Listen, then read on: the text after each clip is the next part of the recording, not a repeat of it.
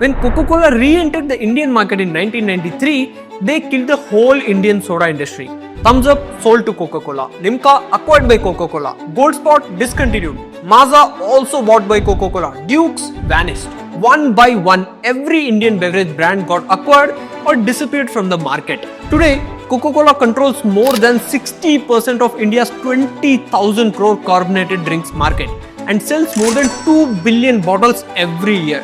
But Indian brands are fighting back. Some regional brands like Lahori Zeera and Bindu Soda are quietly rising up. They have generated a revenue of 500 and 800 crores. Lahori Zeera alone sells 50 lakh bottles per day and is growing at an average of 50% year on year. They are expanding quickly all across North and South India. So, how are these regional companies taking on giants like Coke and Pepsi with a small marketing budget?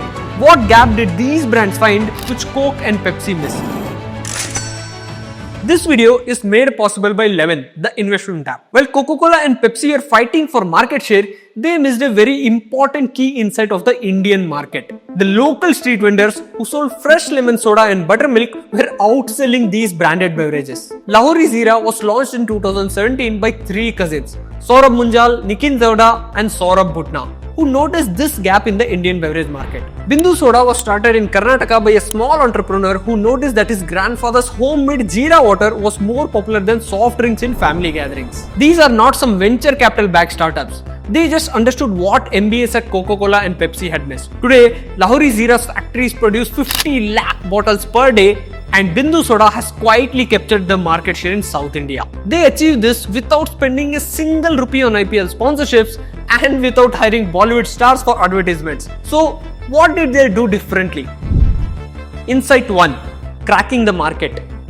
Indians prefer masala soda and jaljeera at their local eateries. These drinks are part of our lifestyle, but no big brand was serving these regional spice-based drinks. Lahori Zeera and Bindu identified this gap. So, instead of competing directly with colas, they created a completely new category, Jeera soda with a little twist. Lahori Zeera and Bindu Soda created a taste that reminded people of homemade Jeera water their grandmothers made for better digestion. By not directly competing with colas and creating a new category targeting the same customer base, Lahori Zeera and Bindu Soda avoided a price war initially and created a new niche in the same market. This strategy of innovation in positioning and category creation can disrupt the market without the need of directly fighting with the established players in the market. These brands understood that mass India doesn't want the Western flavors.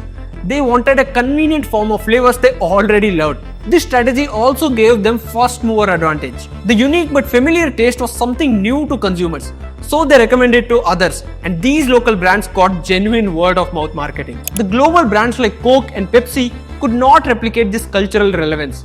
But cultural connection means nothing if consumers can't easily access your product. These brands needed a good distribution strategy, which brings us to the next insight. Insight number 2. Smart business execution. Coca-Cola focused on national distribution through large retailers and wholesalers. But Lahori Zeera and Bindu Soda took a completely different approach. Instead of trying to be everywhere, they focused on specific locations first. Lahori Zeera started with Punjab and slowly expanded to Delhi and then Haryana. Bindu Soda started in Karnataka and expanded to Andhra and Telangana. The hyper-local first strategy helped them dominate the local market share.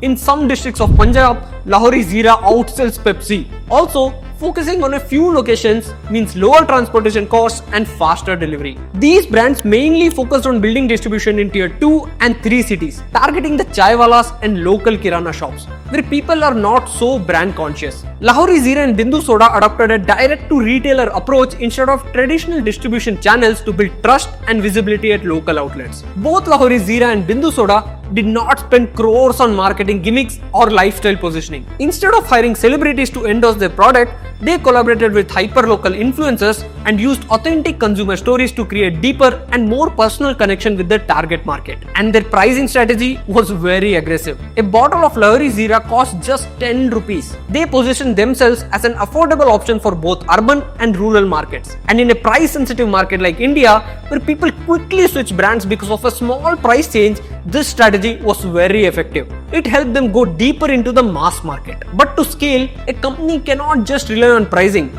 It requires an operational model that can scale efficiently without losing its cultural authenticity. Insight 3. Low cost scaling.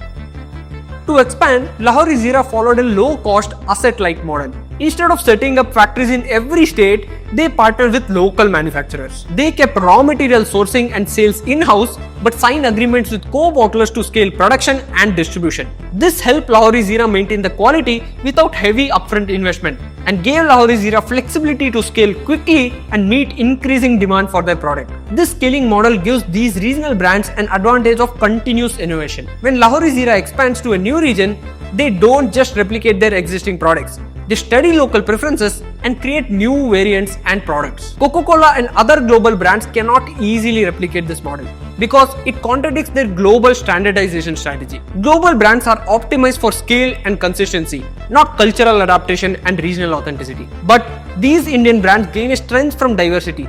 Regional variations give them a competitive advantage. When they discover a successful innovation in one market, they can adapt quickly and bring similar products to other markets as well. Both brands have been quietly expanding to capture more market share. Bindu Soda now has 15 different products like fizzy ginger masala, Kokum Jeera, fizzy strawberry, and even energy drink called Be Hot. They have created sub-brands like Sip-On for fruit-based drinks and Zevo for cola alternatives. Lahori Zeera has launched 4 core variants: Jeera, Nimbu, Kacha Aam and Shikanji, targeting different regions' tastes and preferences. What we are seeing isn't just about beverages. It's the rise of Atmanirbhar brands, from Mamaearth in cosmetics to Paper Boat in beverages. These Indian D2C brands prove that cultural insights beat big marketing budgets every time. What other industries do you think can see this kind of cultural disruption? Share your thoughts in the comments below. If you found this case study interesting, please hit the like button and subscribe to Case in Point for more such content. I'll see you in the next one. Bye bye.